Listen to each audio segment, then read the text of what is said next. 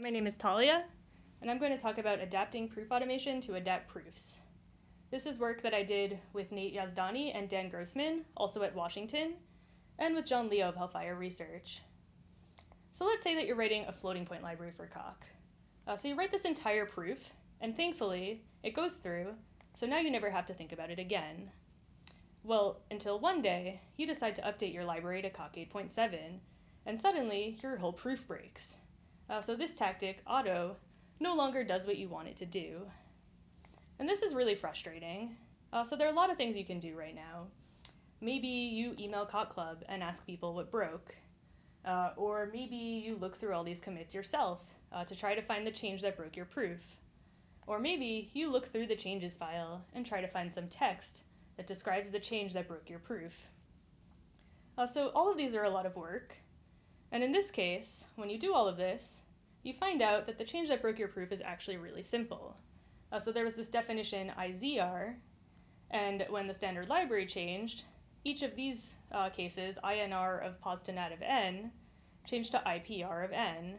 And these two things are equal.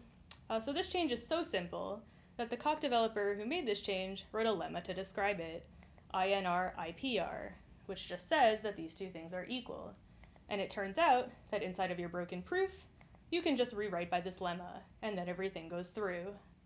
So this is great, but if you think about it, this whole workflow really goes against the spirit of an interactive theorem prover, which is all about human-machine collaboration. And I think when people think about human-machine collaboration, they're not thinking about this, about emailing Coq Club, looking through commits, reading a changes file. That's a lot of human and not a lot of machine. And the reason for this is that traditional proof automation is really not well equipped to handle this case. Traditional proof automation only considers the current state of things, like your goals and your hypotheses, but it doesn't think about how proofs change over time. And this is a loss because proofs do change. These things are ultimately just software. So like other software, they change over time. And this means that we have automation that's really not thinking about proofs the way they really are. So in this case, the Coq developer who made this change to IZR also had to change a whole bunch of proofs that were broken by this change in the standard library. And if you look at some of these fixes, they're exactly what you need to fix your floating point library. So for example, this lemma broke on this rewrite, and the Coq developer added a rewrite by INR IPR, and then it went through. So if someone has already done all of this work for you, then why should you have to do it again? This is redundant. So our vision is a future of proof automation that really thinks about proofs the way they are, as things that change over time. So a vision of happy proof engineers and not frustrated proof engineers. So imagine a future where when you update your floating point library to Coq 8.7 and your proof breaks, a tool can automatically figure out that the change in IZR is what broke your proof. It can then look through all of these commits to the standard library, fixing other proofs, and it can extract from them a reusable patch, which it can then apply to fix your broken proof, so that you never have to think about what changed. So we've taken our first steps towards realizing this vision, showing how we can find these reusable patches. So we don't yet automatically apply the patches that we find, but I will talk about how we plan to do that in the second half of the talk. But the key to finding these reusable patches is to really consider how proofs change over time. So in particular, to think about how their terms change. So in other words, we can think of each of these changes to the standard library as an example. Like this change to this lemma, the change in terms that this produces is an example change. We can then generalize this example into a reusable patch, a term that gets us between proofs. In this case, something that takes us from any proof about IPR of n back to any proof about INR of pos to nat of n, which we can then apply inside of our broken proof so that it goes through. We've identified a set of 5 core components that are key to finding these reusable patches: differencing, specialization, abstraction, inversion, and factoring. And we've built a Coq plugin that's built on top of these components as a proof of concept. So this Coq plugin is called Pumpkin Patch. You can find the code for it on GitHub. And Pumpkin Patch stands for this very reasonable acronym. So you know you're in trouble when you even have to abbreviate your acronym. For the sake of this talk, I will refer to it as Pumpkin.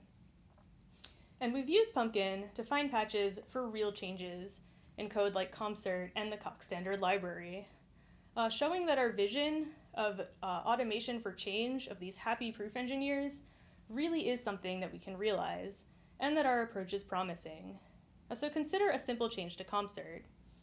CompCert changed this int type, the makeInt constructor, so that instead of 0 is less than or equal to infal, it instead said -1 is less than infal. And even though this was a really simple change, this broke several proofs. So the proof engineer addressed this in unsigned range by using simple and omega. Now out of curiosity, we tried the same thing in rep or unsigned, but it didn't work. We then used Pumpkin Patch, passing this change in unsigned range as an example, and then added the resulting patch to our hints. And then the proof of rep or unsigned went through without any changes. So all of the magic happens when you call this patch proof command. So Pumpkin is a Coq plugin, and the interface to Pumpkin is a Coq command patch proof. You pass it the old and the new version of your example, and you give it an identifier for your patch. And when you call this command, Pumpkin dispatches these 5 different components. But while there are 5 of these, it's really easiest if we think about them in 2 parts to understand what they're doing. So differencing identifies what we call a candidate patch, something that's close to a patch, but it's not quite there. And these 4 components take a candidate and process it to try to find a patch. So I'll walk through a simple example that uses just 3 of these components to motivate this workflow. So in this example, you've changed old, which concluded n is less than or equal to p plus 1, to new, which concludes n is less than or equal to p. You then call patch proof, using this change from old to new as an example, and ask it for a patch. And this patch is something that you can apply anywhere you'd applied old to instead apply new. So when you call this command, the first thing that happens is that Pumpkin calls its differencing component. And it does this to look for a goal type. So differencing ultimately is going to look for candidates, but it can't look for candidates if it doesn't know what it's looking for. So it identifies the type that a reusable patch should have, and it does this by comparing the types of old and new. So in this case, we've gone from n is less than or equal to p plus 1 to n is less than or equal to p. So our goal is to get from n is less than or equal to p directly back to n is less than or equal to p plus 1. And this is something that we can apply anywhere we'd applied old to instead apply new. So once differencing has identified a goal, it then looks at the difference in proofs to try to find candidates that almost have that type. But one thing you'll notice, if you look at the difference between these proofs, is that the tactics actually haven't changed at all. And this is common, so in general, tactics can mask useful information. So Pumpkin doesn't actually look at the difference in tactics. Instead, it looks at the difference in terms that these tactics produce. So in this case, we had 2 inductive proofs, and these induct over less than or equal to. So it applies the induction principle LE_IND for less than or equal to. So Pumpkin breaks it up into a base case and an inductive case, and it searches for candidates in each case. So let's consider the base case. In the base case, we had LE plus trans and M1H, and now we have H for the same H. So differencing finds a function that takes us from H to LE plus trans and M1H. And it turns out that this function actually is a candidate. And we can tell this by looking at its type, because it takes us from this function applied to M to this other function also applied to M. In other words, it takes us from base case to base case, where M is the argument for the base case. And our goal is to get from conclusion to conclusion, so this same exact function but applied to P instead. So it's very clear then, if we write our goal in this way, that we have a candidate, we have something that's almost a patch. But we have something that's also not quite a reusable patch yet, because we have something that's applied to M, and we'd like it to be applied to P instead. So in other words, we need to lift it out of the base case to try to find a way to get from conclusion directly to conclusion. And that is where the other components come in. So abstraction takes a candidate that's too specialized and abstracts it. So in this case, our candidate is specialized to M. So abstraction goes into this term and pulls out this M into any n0, which gives us a new abstract candidate. But this abstract candidate is still not quite a reusable patch, because now we have something that's quantified over any n0, and we're looking for something that's applied to P. So specialization takes a candidate that's too abstract and specializes it. In this case, it takes our abstract candidate, it applies it to P, and then reduces the result, which gives us a new specialized candidate. And now, if we look at our goal type, we find out that we actually do have something that matches our goal. So Pumpkin has succeeded. It has found a reusable patch. So what it does is it terminates and returns this term, patch, which is the reusable patch that it found, and it gives it the identifier name that you originally passed to the command. You can then apply this anywhere you'd applied old to instead apply new. Now, that example uses just 3 of these components, and it uses them in pretty simple ways. So if you're interested in some of the more complex functionality of these components, then you can read about that in the paper. But I will talk a little bit about these other 2 components, inversion and factoring.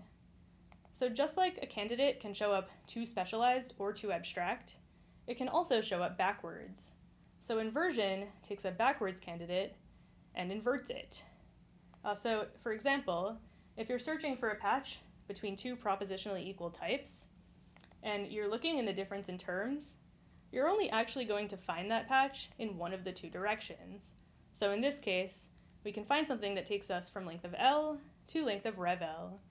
But just by looking at the difference in terms, we can't find something that takes us from length of rev L to length of L. So inversion takes this backwards candidate, which goes from length of L to length of rev L, and it inverts it to something that goes from length of rev L to length of L. So in this case, it takes advantage of the fact that we can always invert or rewrite. So ekind-r and ekind are rewrites in opposite directions, and if we rewrite in one direction, we can always rewrite in the opposite direction. This is just one thing that inversion does. So if you're interested in more things that inversion can do, then you can read about this in the paper. But for the sake of this talk, I'll restrict ourselves just to rewrites. Now, even if we do that, we can end up with some complex situations, like we might have a sequence of rewrites. And if we want to invert a sequence of rewrites, ekind-r G applied to ekind-r F, this inverse is ekind F applied to ekind G. So we need to not just reverse each of these rewrite directions, but also reverse the order in which we apply them. And what this really means is that math is not broken. So F inverse of G inverse is still G of F inverse. So that's great. We like it when math isn't broken. But it does mean that we have to be able to get a candidate into this format, G of F. So we need to get its parts, G and F. And it might not be given to us in a way that makes this easy. So this is where factoring comes in. Factoring takes a complex candidate that's too complex for these other components to process, and breaks it down into its parts to make it easier for these other components. So in this case, it takes the sequence of rewrites, this backwards candidate, and breaks it into its parts, G and F. Inversion then inverts each of these independently, reverses the order, and then folds them back together to invert the candidate. So we make sure that we always factor before we invert. But factoring can also be useful for some of these other components. And if you're interested in that, you can read more about it in the paper. Now, all 5 of these components come together to find these reusable patches. And they do that in this process that I've walked through so far by examples. So it first differences the types to try to find a goal. It then differences the terms to try to find candidates. These other 4 components then process any candidates to try to find patches, returns any patches that it can find, or fails if it can't find any. Now this is a little bit simplified, so if you're interested in how we answer some more complex questions, like which of these 4 components to run to process these candidates, and in what order, then you can read about that in the paper.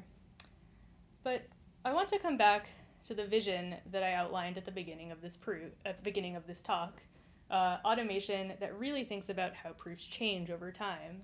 I want to see how far we've actually gotten with what I've shown you so far. So right now, when you update your library to Calc 8.7 and your proof breaks, you can figure out what broke for you, but you have to tell the tool where to look to do that. So you need to pass it the old and the new version of your example change. And this means that it's not looking through these commits automatically and finding this example for you. And then it can find a reusable patch, but it can only do this for certain kinds of changes because it's just a prototype tool. And it doesn't actually apply the patch it finds. Right now, you have to do this yourself. So what this really means is that we've only taken our first steps towards realizing this vision. We've shown, how to do just one important thing, but we still have a long way to go.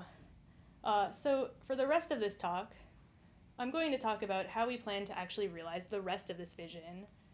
So this is work that we've been working on for about a month now, and it also is work that we're really excited to continue to do. We really do plan to continue this. And when I say that we plan to continue this, I'm serious, because I eventually have to graduate. So really, I will be working on this for the next couple of years. So I would really love your feedback on any of these things, what you would want out of this kind of tool. So I'll talk about 3 things that we're working on. The first of these are what we call structural changes, supporting these changes.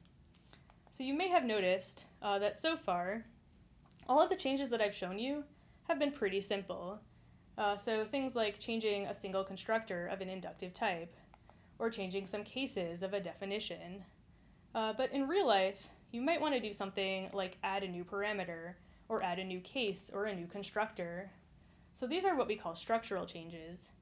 And Pumpkin right now cannot find patches for proofs about these changes, about types that change in this way. But we've been working on this for about a month, and we've made some really exciting leads. We figured out that we can unify what we're doing with something called ornaments. So ornaments describe relationships between types, and they're especially good at describing relationships between these kinds of types that change in these structural ways. So an example from the 3rd paper that I cite here is that you might want to go from a nat to a list. So to go from a nat to a list, you add a new parameter t of some type, and then in the cons case, you add a new term of type t. So an ornament can say what it means to go from a nat to a list, or from a list back to a nat. Now, from our perspective, this means that we can search the difference between 2 similar proofs about nats and lists for an ornament that gets us between them. And we can then apply this ornament that we find to get between another proof about nat or about lists. And now notice that I said we could apply these. Pumpkin doesn't currently automatically apply any of the patches that it finds. But this existing work in ornaments is mostly about applying these things. Given a term and an ornament, how can I produce a new term? Now, from our perspective, this means that we have a really natural way to apply patches for structural changes once we find them. But in the ideal world, we'd probably produce tactics, because this is what the cock, the proof engineer who makes these changes, is actually going to do. So we've thought about doing this for some kinds of tactics, but remember that in general this is hard, because even in simple cases, like this ComCert example, we can't just produce simple and omega and replay this and have rep sign go through. This didn't work for us. Now in that case, we did have a pretty easy answer, which is that we could add this patch to our hints. And then rep sign went through without any changes at all. So we've already built an interface that you can pass an option that adds the patches it finds to your hints. So you can just say that you want to add this patch to your hints, and it will do that, and it will work for these simple cases. But notice that I said it's an option. Remember that adding a lot of things to your hints can make things pretty slow. And also, even if it doesn't, it won't even always work, because if you give Cock a hint that's too vague, it can't actually figure out how to apply it. So we're also looking at some other exciting approaches. In particular, we find something called a transfer tactic pretty promising. So you saw these this morning. Transfer tactics adapt proofs along isomorphisms and implications. And these patches that we're already finding are isomorphisms and implications. So we think this gives us a really natural way to apply the patches we find for these non-structural changes, these ones that we're already finding. And we're really excited to look into integrating with one of these tactics. The final thing that we're working on is improving user experience. So right now we have this patch proof command, but when you use this command, you have to pass it the old and the new version of your example change. And this means that if you make a bunch of changes to unsigned range and keep calling this iteratively, you have to keep all of them around. But in an ideal world, you probably want to actually throw out this old version of unsigned range. So we've already built a Git interface that lets you call Pumpkin across Git commits.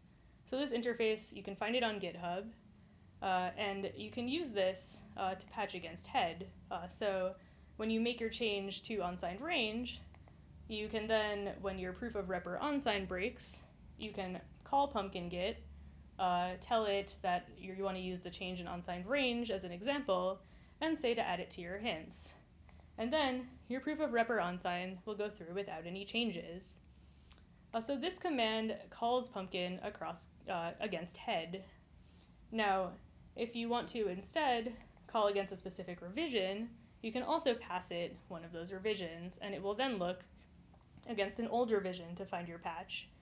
And this is really exciting because this means that we've started to build the infrastructure to go through these Git commits automatically to handle these cases like when you update the standard library. So it could then go through and look at your old revision and pull out the things that matter. But we're not quite there yet because right now you have to tell it which dependencies have changed so that it pulls in only the relevant changes. So we're working on doing that automatically. We're building on some existing work in regression proof selection to automatically pull in only the changes that matter. Now, at this point, I've shown you two interfaces. There's this patch proof command, and there's this command line Pumpkin Git tool. But in an ideal world, you might want to use Pumpkin in an IDE like Proof General, or inside of a continuous integration system like Travis. We think ultimately where you want to use a tool like this is still an open question because this is fundamentally new territory. So we'd love to hear from you about where you'd like to use a tool like this. How does this fit into your workflow? Which really brings me to my final point.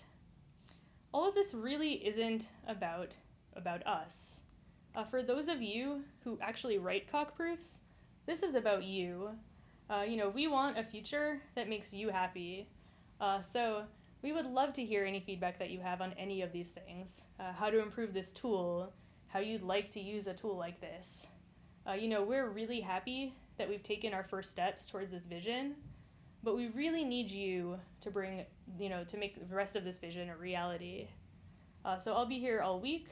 I'll also be at the reception tonight, and I would love to hear your thoughts. And with that, I can take questions.